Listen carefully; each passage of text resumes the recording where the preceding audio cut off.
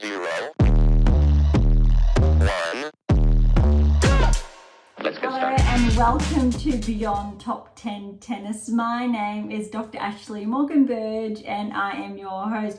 Welcome to days 5 and 6 wrapped up of the Wimbledon Championships, and welcome of course to our special edition likewise, and to episode 104. I cannot believe how fast the first week of the championships has unfolded, which also kicked off episode 100, and how fast we've been tracking essentially over the last couple of days. And I wanted to join days 5 and 6 together respectively to really be able to wrap up all third round matches, because the round of 16 is now set. First and foremost, if you've been with us for some time now, thank you so much. You know what we're all about: the change of pace, the design of our special editions, and what's to come.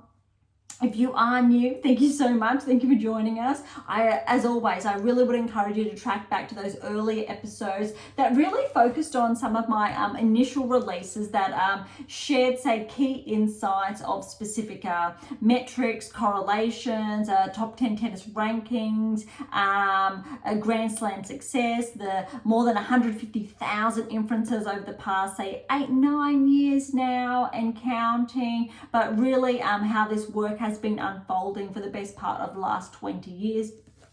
The secrets to optimal performance success and the secrets to optimal coaching success really laid those foundations essentially for those first probably 70 episodes. I think we got roughly halfway through the secrets to optimal coaching success before we took this new change of pace. Of course, if you are not familiar, I am behind 12 texts, 11 specifically on this work. And I think first and foremost as well, the 8 keys here. So the 7 keys and my latest release, how to develop a top 10 tennis ranking, the power of the 8th key. Really pivotal, fundamental with all this work that is involved in really showcasing key technical parameters of the best players in the world. So top 100, top 50, top 10, predictive analytics, that we're able to uncover about who's tracking towards that next Grand Slam, who's in line for that next Grand Slam, who's potentially susceptible to regressing. And if you've been tuning in for essentially these championships, you know that I've repeated on multiple occasions that 50% anomaly this season. All right, so before I get carried away with all that, if you are new, head on over to AM8 International, click on About, Dr. B, that's me, and you can read all about it there. But you can also see the catalogue of all the publications as well. All right, so today's special edition, all third round matches on the women's side will kick off with, and then the men's side. And now finally we get to preview the round of 16. And again, if you've been with us for some time now, you know why I get excited about this, because the round of 16 is a really core metric. 2 players already that made their maiden Grand Slam debut in the round of 16 at the Australian Open have also done so now at Wimbledon, how they've been tracking all season. That's how profound these metrics are. Really exciting. Of course, not all players do, but if they're able to do it twice in the same season, really healthy metric. And why those 2 players respectively, one's inside the top 10, one's inside the top 20 now, and they both started the season well outside. Really important, and we will get to that. All right, we've had a number of upsets, a huge upset obviously on the women's side it was day 6 in action.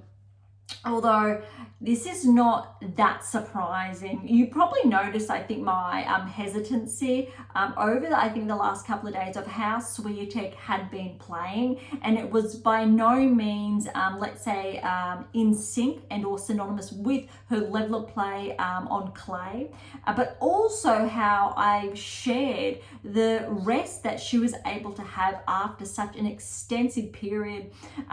It really wasn't enough. It was a very small window, so it really demanded a lot of her. And if you have tuned into the press conferences, you would have heard her share that.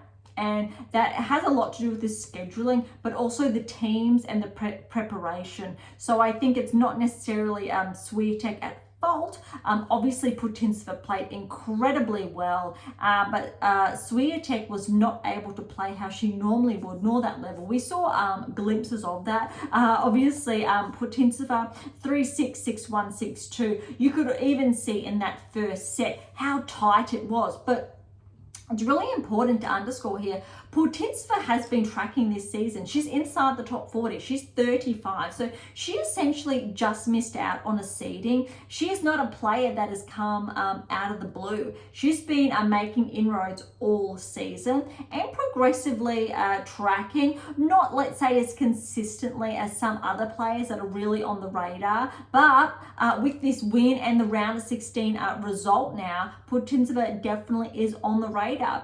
But if you watched her play, it was actually really impressive. But at the same, on the same, I think, side, Swiatek was not playing. So there's an argument, did a player win a match or lose a match? And I think it's actually really even here. Putintseva really, I think, won this match, but at the same time, Swiatek lost it.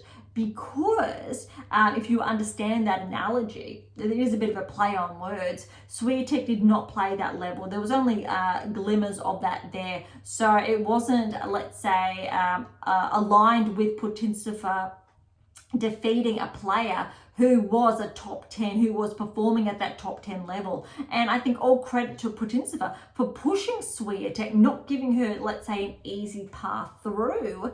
And look, we all know that potential lineup for the round of 16 against Ostapenko would have been incredibly wild. But let's move on to that one now. Ostapenko, she got through against Pera as predicted, 1 and 3, which really shows that round of 16 now against Ostapenko and Putintseva is a wow. Ostapenko, if she continues her current level of play, she is on track to make, I think, her first semi-final at the Grand Slam level in a number of years, which is really exciting.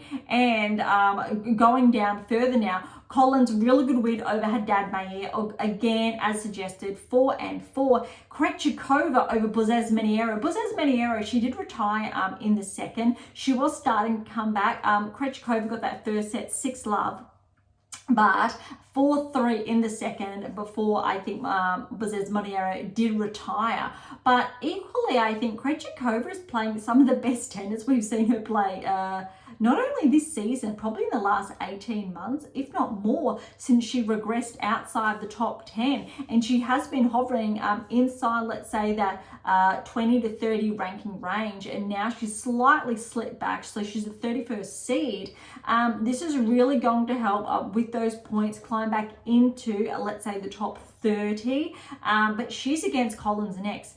Interesting lineup. You really need to give, I think, Collins a really good chance there. But I'm really looking forward to Ostapenko and Collins because prior to, the beginning of the season, Ostapenko was really favoured. She was playing strong.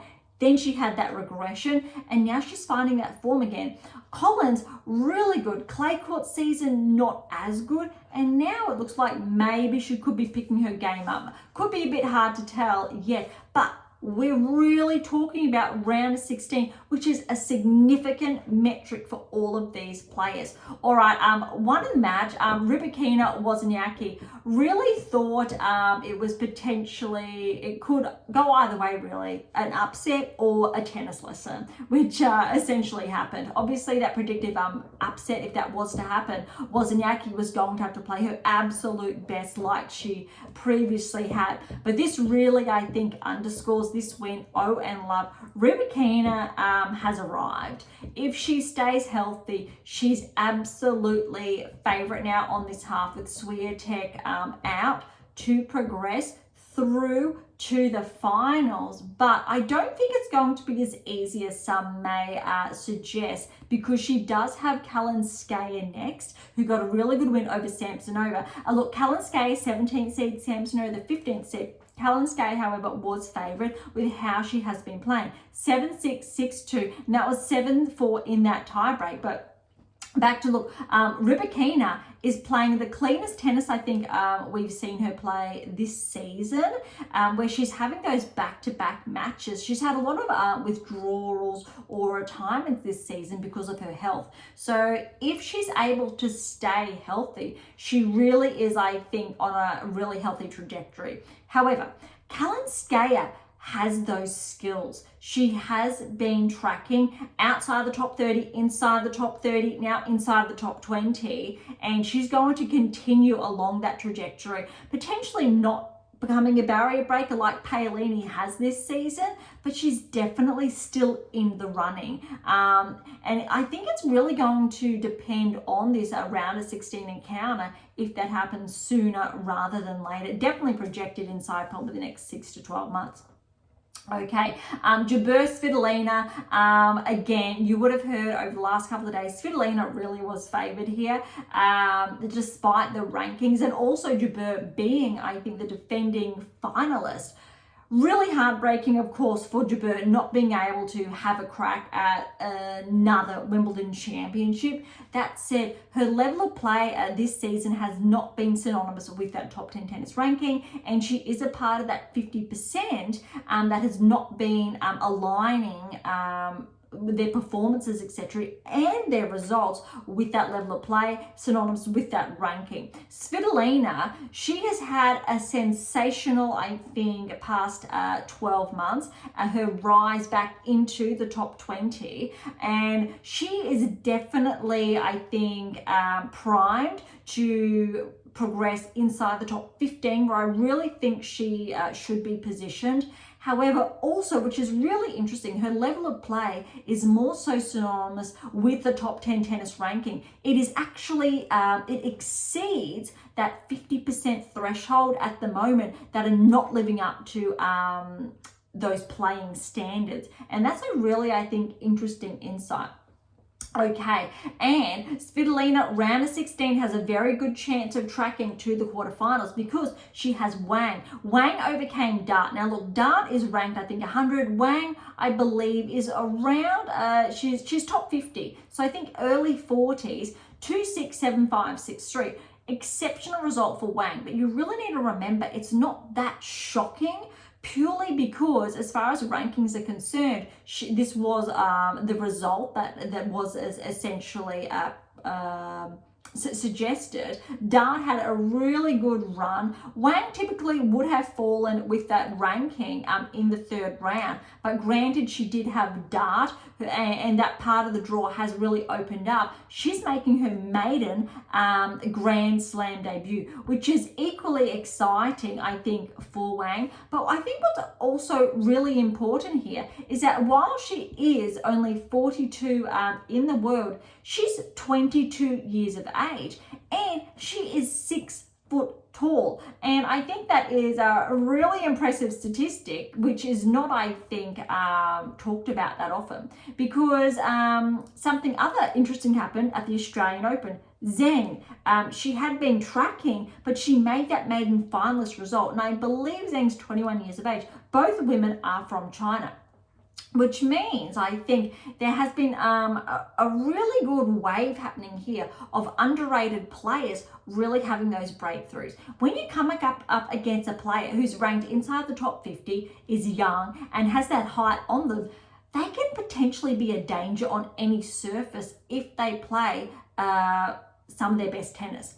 It is going to be hard, however, against Svitolina, who is an exceptional returner, even if Wang has her serve on her side. So Svitolina is definitely favoured there. All right, Sun and Zhu. All right, Sun is the Kiwi qualifier who is having essentially the tournament of her life. Sun, this is the first, I think, Kiwi tennis player to ever make the round of 16 at a Grand Slam. That is a sensational result, male or female. So Sun, it's an incredible run for her, and this result is really going to track her back inside the top 100. She will break through and potentially crack into the top 50. However, she has a really daunting task next. However, it could go either way, and we'll get there. Well done to Zhu, though, also from China. So China had two players in the women's draw in the third round, which is really exciting. Obviously, we know Zheng did fall early. All right, Raducanu Sakkari. This was noted as the highlight match for the third round, or one of. It probably didn't live up to those expectations. That said, Raducanu, you've heard me suggest, she's been tracking this season, even though her results have not been back-to-back to complement a healthier ranking. Her metrics in her performance and how she has been playing has been really impressive, and has been corresponding with a player potentially ranked inside the top 30, even sometimes inside the top 20. That's why this result is not that surprising. Sakkari, on the other hand, let's say in the mid part of the season, she started the initial start of the season quite well. Then she's had a regression in her level of play, which has made her more susceptible to be a part of that 50%, similar to Jabeur, who is not living up to that top 10 tennis ranking. So when you put both of those metrics together, Raducanu essentially is almost favoured with how the last, say, 2 to 3 months have been panning out, or they're almost on an even playing field. Really interesting here. 2 and 3 to Raducanu, and she plays Sun next. Also, if you heard our earlier episodes, or even the Wimbledon preview, Raducanu was predicted to potentially make the quarterfinals if she was playing some of her best tennis, and she has started to. She's in the round of 16 now. She has a qualifier. This is her best chance to make her best performance at the championships. She actually made the round of 16 on her debut at Wimbledon, which is an incredible, I think, statistic in and of itself. So she has an exceptional chance here. So you have a qualifier in Sun and a wild card in Raducanu playing off. All right, Kasatkina Badosa. This was always primed also as an incredible match. And I think the scoreline really suggests and showcases how tight this match was. 7-6, 8-6. 4-6, 6-4. So that first set tiebreaker is absolutely massive, and it's essentially just a break of serve between the following two. Look, Kasatkina played really well. Badosa, she started to play like that play, similar to Raducanu, where she started to get those back-to-back wins, and her metrics have started to align irrespective of her current ranking and or ranking range. And I've said this all season, that she has started to perform like a player ranked inside the top 20. What has been holding her back, however, similar to Raducanu, is those back-to-back wins. And now she has this, and she has an exceptional chance. Look, round of 16 at Wimbledon. She may have made the round of 16 previously at the Grand Slam level, although not consistently before she obviously had that steep progression.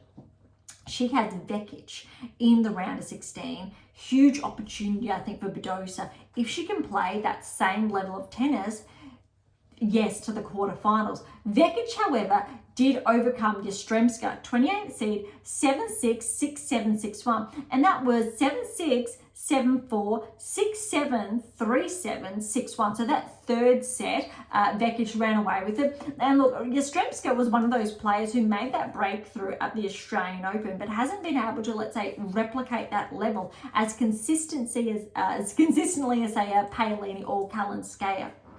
Really important.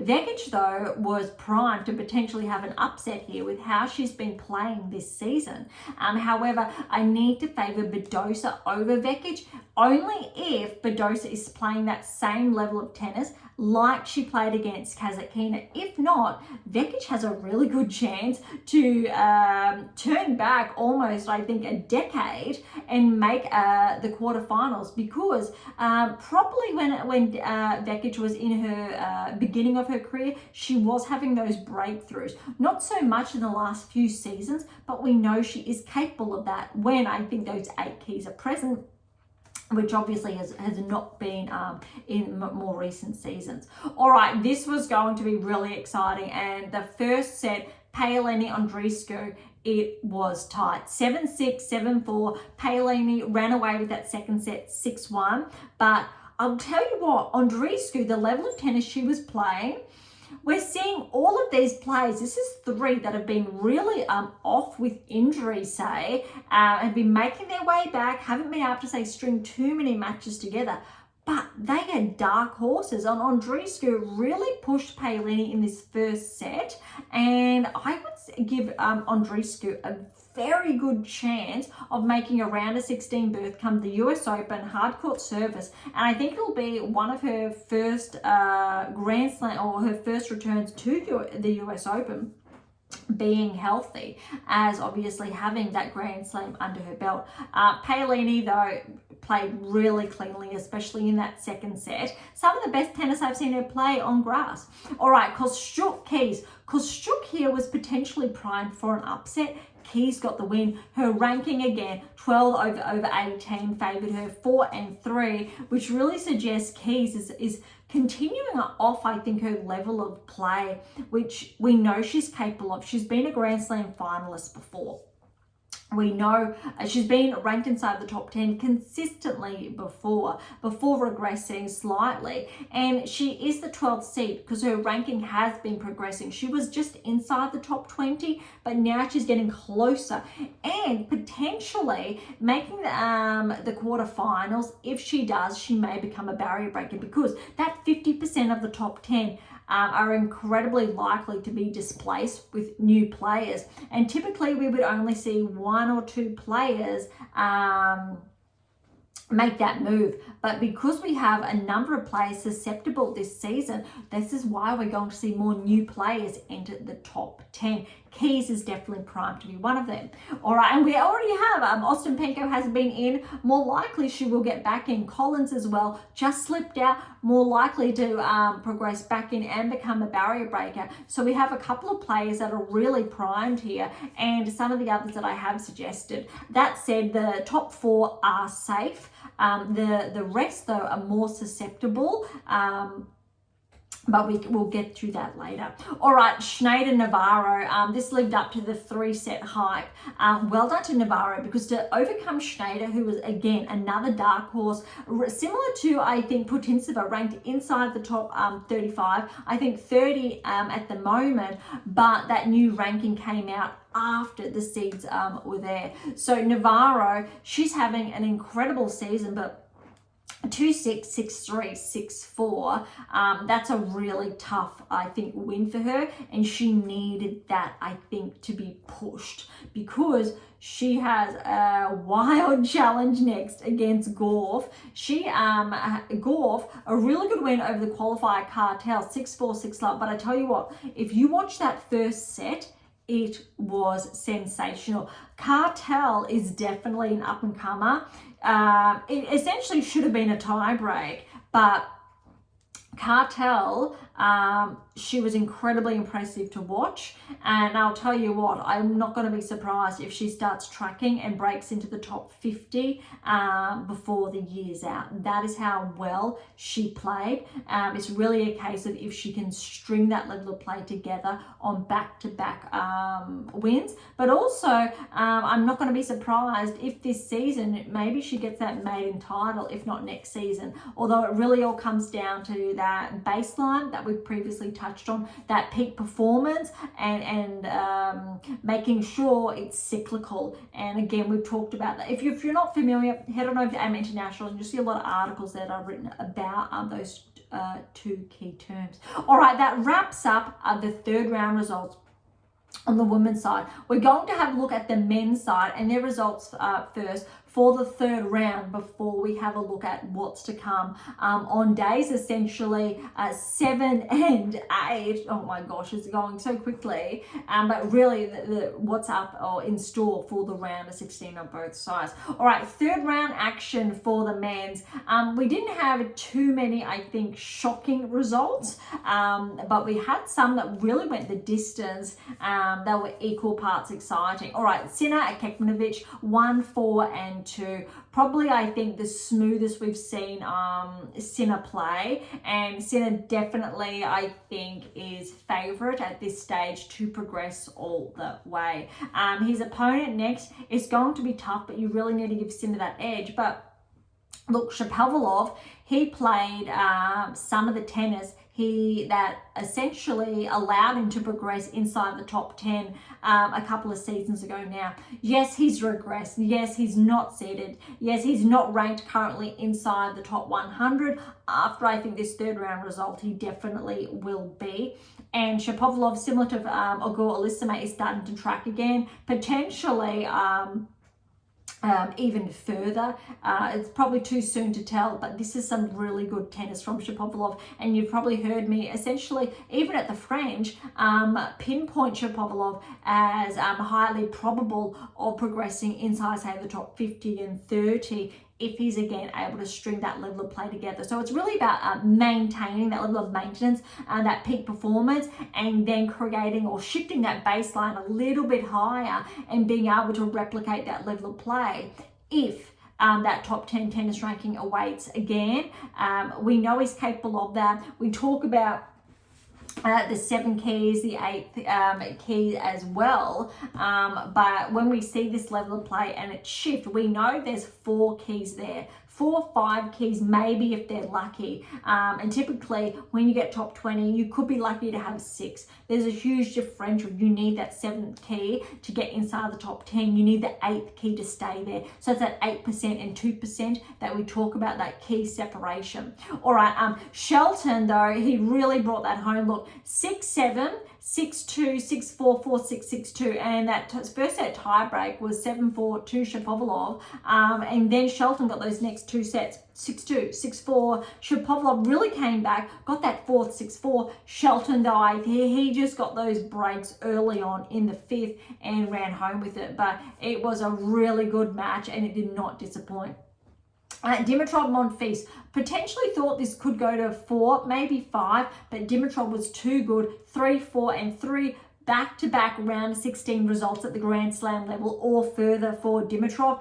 Definitely correlating with his current top 10 ranking. Really good to see. Medvedev Struff. Look, Struff did take that 3rd set from Medvedev. Almost took that 4th set, but look, 6-1, 6-3, 4-6, 7-6, that was 7-3 in that tiebreak. Medvedev is playing really well. I think we're really going to be able to define these levels of play when Dimitrov and Medvedev face off, because definitely Medvedev is favoured. He's playing really clean tennis, but Dimitrov, he's just finding that, I think, rewinding the clock a decade to that peak performance, being a top 10 player more consistently, and he's bringing it back this season. And I think because it's almost incredibly refreshing, he could make an upset here, and it's not going to be that shocking.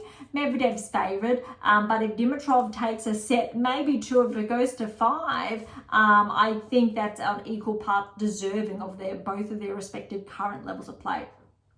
Tiafoe, he really started to play the best tennis I've seen him play all season, potentially the best tennis in the last probably 9 months.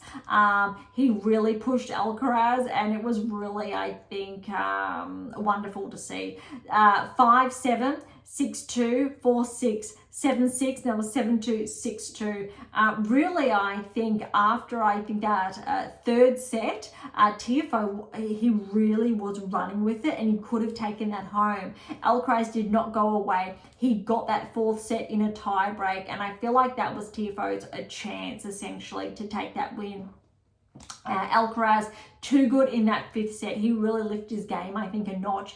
got those early breaks, and Tiafoe, he wasn't able to, I think, keep up, understandably, with those rankings. But also Alcaraz is the defending champion, so I think it was incredible to watch that 5-setter, but also the two of them, their levels of play, but more so how Francis was finding that level once again. And it looks like if he can maintain that, potentially Tiafoe will crack back into the top 20 this season. All right, Nakashima and Humbert. Humbert's a bit of a surprise here, but Nakashima likewise. However, Humbert's having a really impressive season. He is the 16th seed, and he has made the round of 16, so he is living up to his ranking. Really impressive there. But look at this scoreline: 7-6, 6-3, 6-7, 7-6. So well done to Nakashima to really push Humbert to 3 tight tiebreaks. First tie break in the first set was 11-9. The second set, the third set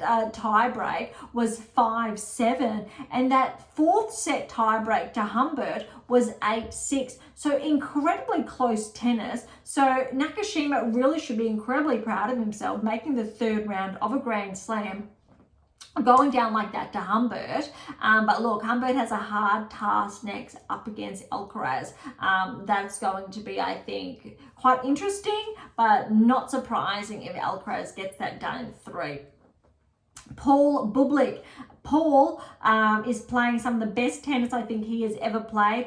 Bublik potentially could have had an upset here, but Paul was too good, and I think this scoreline is somewhat surprising, 3, 4, and 2, which really suggests how well Paul is playing. And look at this, he has almost a streamlined path through to the semi-finals. That is how well the draw has panned out for him, and that is really impressive. I'll correct that, not semis, the quarterfinals, because in the round of 16, he plays the winner of Bautista Agut and Fognini. Both of these players, Bautista Agut and Fognini, have been ranked inside the top 10 previously. I think Fognini was inside the top 10 only for, like, say, a week or two, maybe a little more. Bautista Agut was in there for a bit longer.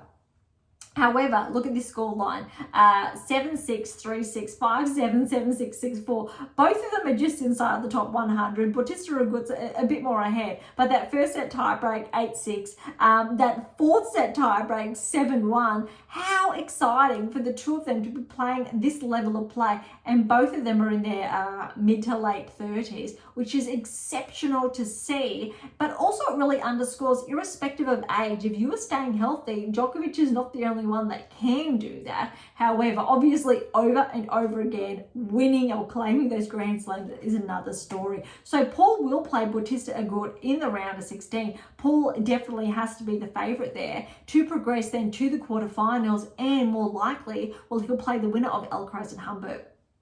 And I think Alcaraz will get a really big test, similar to Tiafoe, but on a different level in the quarterfinals if he does end up progressing, or both of them do respectively. Okay, Musetti with the win over Khamzat, and that was predicted that Musetti probably more likely would get a smoother win. However, it was in for Khamzat to get that second set in a tiebreak. The third went to a tiebreak as well. Look, 6-2, 6-7, 7-6, 6-3. That second set tiebreak was 4-7.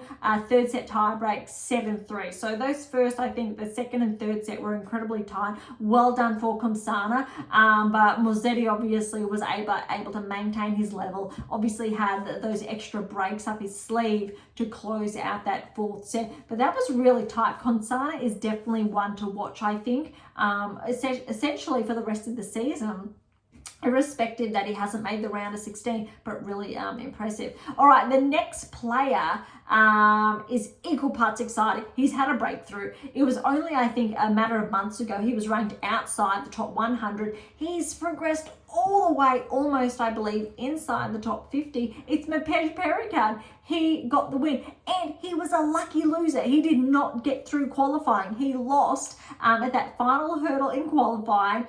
There was a withdrawal. Medvedev Pericard, he got called in, so he is, yes, a lucky loser. Made it to the third round. Was playing Russovori. Huge chance for the 20-year-old Frenchman. he progressed in 4-6, 6-2, 7-6, and that was 7-5, 6-4. That's a huge win. I believe he's 20 years of age, similar to Phil's, who we'll get to shortly. But he is having an incredible Wimbledon, and it's only, I believe, his third Grand Slam, his first Wimbledon appearance. So well done. He will play Mazzetti next, and I think Mapesh Pericard has a chance. Mazzetti, definitely, he's obviously favoured as the 25th seed, but Mapesh Pericard, he had that breakthrough tournament a few months ago that really progressed him inside the top 100 significantly.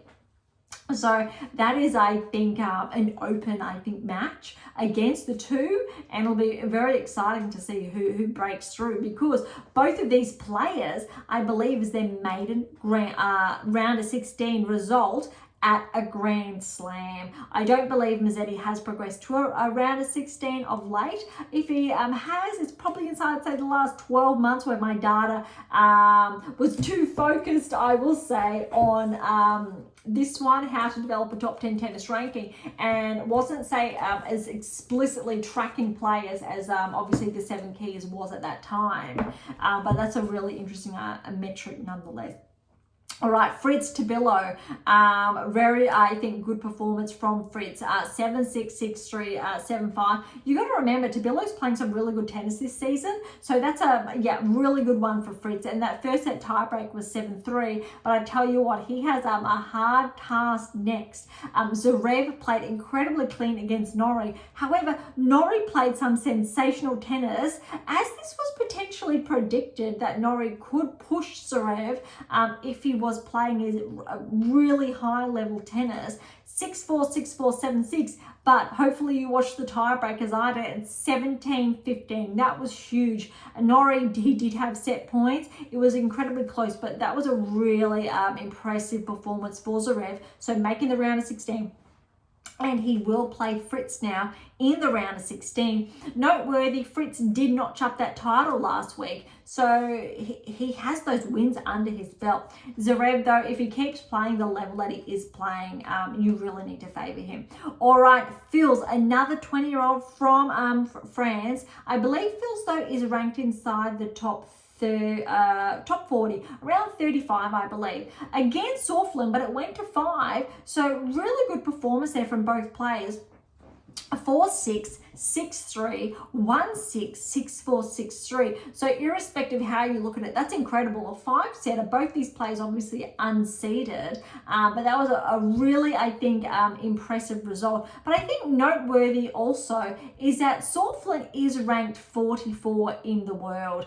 So there's not that much separating these two players. And really, when you look at, I think, the rankings, you can see how closely matched some players are, but the scoreline doesn't necessarily showcase that. But in this case, it really does. They're very similar almost in those ranking ranges. Obviously, Fils is ahead of Soufflin, but this 5-set performance is really impressive. He will have to play Fils next, De Minaur. De Minaur did get a walkover, though. Really disappointing. Paulie had to withdraw there due to an injury. And look, Paulie was a qualifier. He had an exceptional, I think, or he was having an exceptional Wimbledon Championships, but had to withdraw. So huge result for Paulie qualifier, making the 3rd round. But De Minaur, fresh legs, he is predicted to progress through to the quarterfinals. And look, he's made the round of 16, but on paper he was predicted nonetheless to obviously get that win over Paulie, going on obviously rankings respectively. However, he will have Fils next in the round of 16, and he's on track to essentially meet the winner of Rune and Djokovic, which brings us to our final 2 matches. Rune, 5 sets over Hals. Now look, Hals is a qualifier, and he's also another French player, but how huge is this? He is ranked 220 in the world. That is significant. And he pushed Rune, the 15th seed, to 5 sets. Rune was inside the top 50 at the beginning of the season, but he was part of that 50% metric who are not aligned with their current level of play. On the men's tour, it has somewhat tightened this season, more so than, say, the WTA. But there's only a small discrepancy between the two tours. So Rune did regress out, and noteworthy, and as we had shared, we've also, or I've also written articles on that this year around what players are not aligning with those respective metrics and their ranking and their level of play. But this is a really good performance from Hels there. But well done to Rune to get through to the round of 16. I think Rune's starting to get some traction in this middle half of the year, which we really didn't see earlier this season. But look, 1-6. So Hels got that first set 6-1. But look, 1-6. 6-7, and that was a 4-6. So Hels was up 2 sets to love.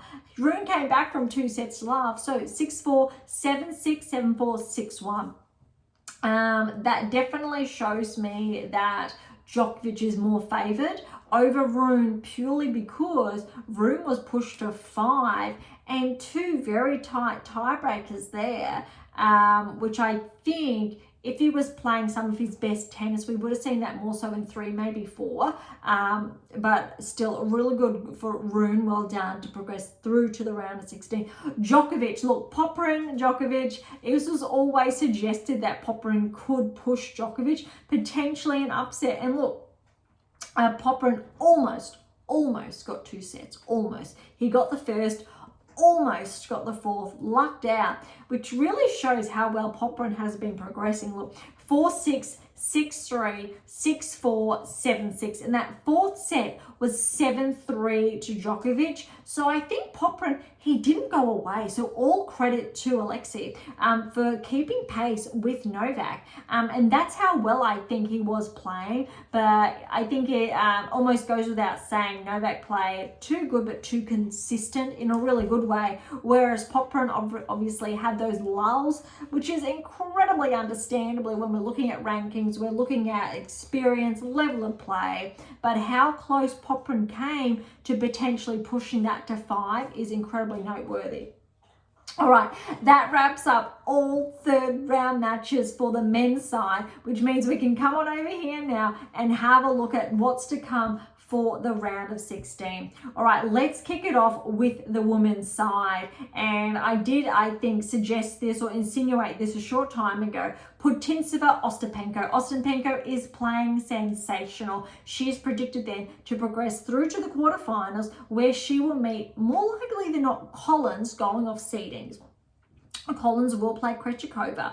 Now, Ostapenko and Collins, if they face off in the quarterfinals, that's incredibly noteworthy and a huge match, purely because both of these women have been inside the top 10 this season. Ostapenko regressed, Collins progressed, but then slightly regressed after the French Open due to that earlier exit. So look at that's 11 and 13 respectively. Of course, there could be upsets. Putintseva could do the same as she did to Swiatek today to Ostapenko. Krejcikova could play incredible, like she is a top 10 player as she's previously over Collins. However, I think more likely than not, Collins is tracking, and she is having a sensational final season. But also, what's really important when we're looking at the data, we're looking at that level of play and her results. She really has been performing incredibly well, and I will not be surprised if Collins tracks to the semi-finals. She's definitely capable of that, and you know, if Collins makes the semi-finals, or Ostapenko, either of them, you need to give them a chance of progressing through to the finals. And I'll tell you why. Because Rybakina, Wozniacki, we touched on how exceptional Rybakina played. She has Kalinskaya next. On paper, you would suggest straight sets for Rybakina. It'll be very interesting because Kalinskaya has been tracking, especially even on the grass. And this could go to 3 sets. So Rybakina, I think, will get a really good challenge here if Kalinskaya is playing that level of play and doesn't allow Rybakina to dominate the entire match. So, and then at the bottom here, you've got Svitolina and Wang, because you've got to remember, Wang did take out Pegula, then she took out Dart. Svitolina definitely is not favoured, obviously, on paper, but that's going to be a tough one, given how well I think Wang's been playing. But if we look forward, ideally, going off seeds again, Svitolina will play Rybakina in the quarterfinals. unless Kalinskaya pushes through. Svitolina has a very good chance, I think, again, about pushing Rybakina. You need to favour Rybakina nonetheless, which means if Rybakina makes that semi-final, and if it's Collins or Ostapenko in the other semi-final, that's dangerous. I think both of those players on grass, or even on hard court more so, have a chance against Rybakina, which means Collins or Ostapenko has their best chance to progress through to the finals if they're playing their absolute best, and you need to expect Rybakina to not be playing her best. So that's a little bit, obviously we want players to remain healthy, and if Rybakina is healthy, playing her best tennis, looks like she could be making that final again. All right, other side of the draw, I think, is more clear-cut because Gauff is favoured against Navarro. She is the second seed and Gauff is favoured to track. However, if Gauff does make the quarterfinals, she has to play the winner of Keys or Paolini. If Paolini makes the quarterfinals, gets that win over Keys, Paolini has a really good shot over Gauff, because if you saw how Cartel pushed Gauff, even though Paolini has a very different game, you still need to give Paolini a chance of making the semi-finals. And then this is where it gets interesting. There is not a seed. No seed in this quarter now. Zeng's gone, Pavlyuchenkova is gone, Sakkari is gone, Kasatkina is gone, and Andreeva is gone. Badosa knocked out Kasatkina, Raducanu knocked out Sakkari, and Sun's been tracking ever since she overtook or took down Zeng in that first round. Sun's the Kiwi qualifier against Raducanu. If we're going on current level of play and results, we need to favour Raducanu to the quarters, Badosa then to the quarters. Vekic could be there. Raducanu is tracking for the semi-finals. That is huge. Obviously, of course, Raducanu, if she faces Badosa, you need to give Badosa a chance. So even if Badosa then tracks to the semi-finals, that is huge, because we know, look, I haven't been, I think, held back about this, but Badosa, when she cracked inside the top 10 and reached number 2 in the world, her level of play and her performance was not correlated with that ranking. It was absolutely not, and there was too much on her body too soon, and why she's had so many injuries, and she's really been struggling to manage that, and she had a very steep ranking regression. However, this season is very different. Irrespective of her ranking, it's actually the best tennis I've seen her play. When she was ranked in the top 10, that was not her best tennis. No. Irrespective of her results, no. She is playing very different now. And even though, yes, on paper, she was a former top 10 player, no. Her level of results or her level of play was not correlated with the top 10 ranking. Absolutely not. So irrespective of how you want to look at it, sure, on paper, but her level of play was not synonymous with number 2 in the world, let alone a top 10 ranking. The good news is, though, that she's been playing well. She has also been noted and flagged this season to potentially progress back inside the top 30, if not 20, with her current level of play. Why? She's almost beaten Sabalenka not once, but twice this season. And she's been starting to get those back-to-back wins more consistently than not. Not enough yet, but she is back inside the top 100, which is a very good metric. After, I think, Wimbledon, she will push hopefully closer to inside the top 50. But her level of play is very similar to what I've been sharing about Raducanu, with getting those wins back-to-back, which hasn't been, say, as consistent. Raducanu, however, did start her year a bit better than Badosa.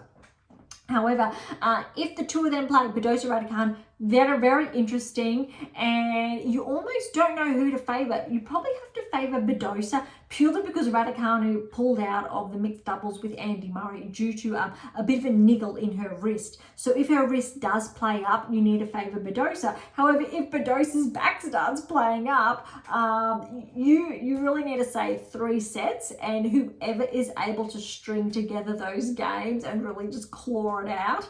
Really disheartening that both of them still will have an injury they're carrying in some way, shape or form. But remember, too fast, too soon. Get to number 2 in the world too soon. Win a Grand Slam too soon without doing the work. With those rapid fire results can have consequences, and you need to be able to maintain those peak performances, establish that baseline without overdoing it and pushing it. Raducanu said that she's going to control her schedule, let's say more to be more smart about it, which is what she absolutely needs to do. Badosa, I think she's being forced to look at it that way, and I hope she does, because it will be conducive to both of their performances respectively.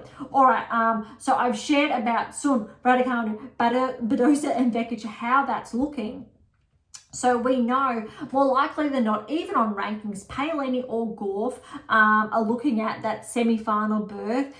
Look, on paper, we'd love to see both of them meeting in the semi-finals over the quarterfinals. Obviously, they need to get through their round of 16 first.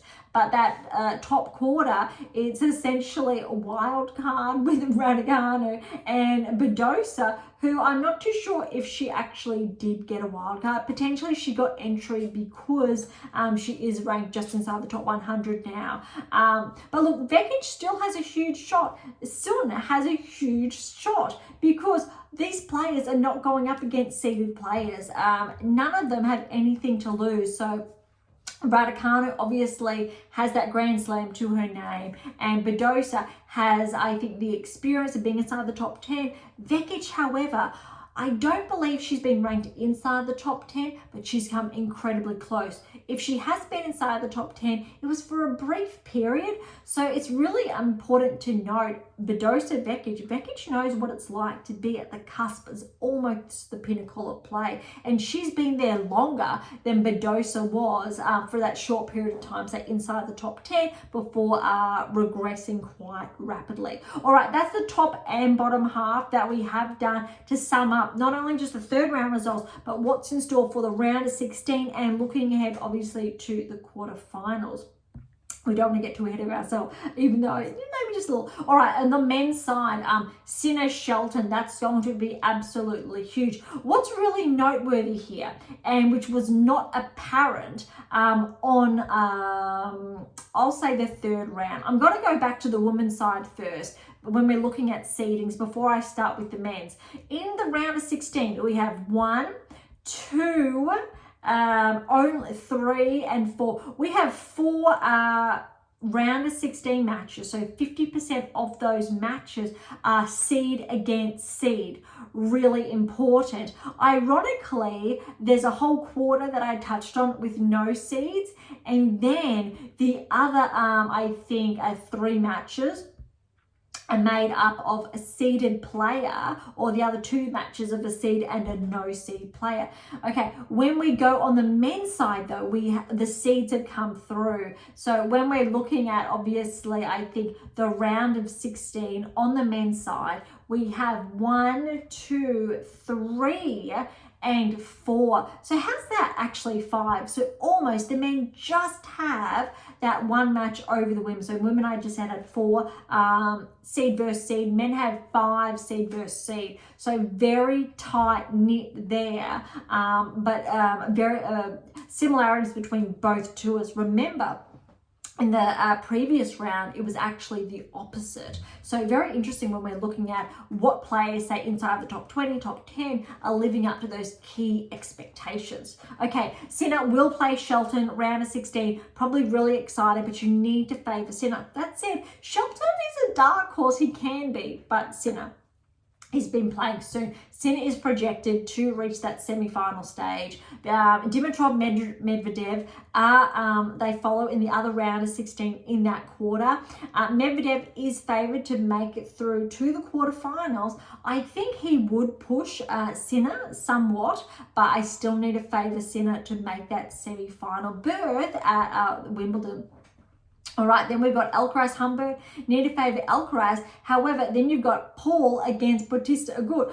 Paul is definitely favoured to make his first quarterfinal result or appearance at Wimbledon. And you actually need to give Paul a chance, because if Alcaraz gets through and Paul continues to track, You're not going to be surprised if that goes to 5, but that's going to be really interesting. Unfortunately, because of how the rankings shifted prior to Wimbledon and Djokovic being 2, Alcaraz 3, Sinner and Alcaraz are going to play off against each other. You do not know. That said, Alcaraz has been pushed more than Sinner at this stage of the championships, and Sinner's playing some really clean tennis. And it's going to be, I think, really interesting to see, what's to come. Sinner, Alcaraz semi-final, I'm sure it will live up to everything we think of. Hopefully, Sinner can get a little bit of a revenge on Alcaraz Grand with what happened at the French. All right, bottom half, Mazzetti, Mapesh, Pericard. Either one of them are going to make their quarterfinal debut, which is going to be significant for their rankings. Mapesh Pericard, if he makes quarterfinals, more likely he'll be ranked inside the top 30. Mazzetti makes the quarterfinals, he'll break into the top 20, I think, for the first time in his career. Huge. They will play, however, the winner of Fritz and Zverev, which means Zverev is more likely favoured purely because how he's been playing, but Fritz does have that title from last week. So let's say, for example, Fritz does get through, or Zverev, they really have their rankings on their side to make that semi-final berth at Wimbledon. I don't think Fritz has ever made the semi-finals at Wimbledon before. Zverev may have, but definitely not in, I'll say, recent seasons from memory. I don't have the data in front of me. So this is going to be a very impressive result for either or any of these players. All right, bottom quarter, Phil's De Minaur. De Minaur is definitely favoured here. Rune, Djokovic. Djokovic is favoured. Quarterfinals there, De Minaur and Djokovic. And I'll tell you what, this is interesting. Djokovic, even though De Minaur was predicted to make the quarterfinals of Wimbledon, similar obviously to the French, you need to give De Minaur a chance against Djokovic, even though it is on grass. De Minaur's equally dangerous on grass. And I would argue that if both of these players respectively get through to the quarterfinals, you really need to give Alex a fighting chance of making the semifinals. You really do. And I tell you what, if Alex comes up against, say, Zverev in the semifinals, you still need to give him a chance. And again, a little bit biased here. Those of you who are not familiar, Beyond Top 10 Tennis, we are based in Australia. And it would be absolutely exceptional for Alex to continue to track. We have not had a male Grand Slam winner in some time now. We know Hewitt is his close mentor on his team. And I believe Hewitt was the last person. I know we had Kyrgios in the finals, I think 2 years ago now. That was a little bit questionable, though, given that walkover and his level of play and that ranking not aligning with those results. However, De Minaur has been tracking. All the data has been pinpointing to this point in time, which is really exciting. Okay, that's, I think, all of those matches. I think after the round of 16 results are through, we'll be back to surmise all of that rather than doing half and half.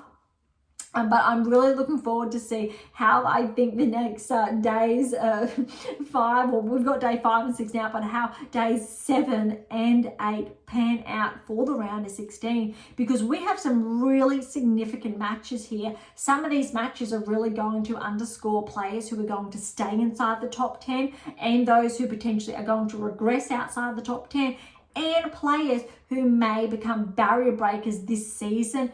If also noteworthy, Ostapenko and Collins and Fritz have already been barrier breakers this season, so it will not be surprising if they cross the threshold and get their top 10 tennis rankings back.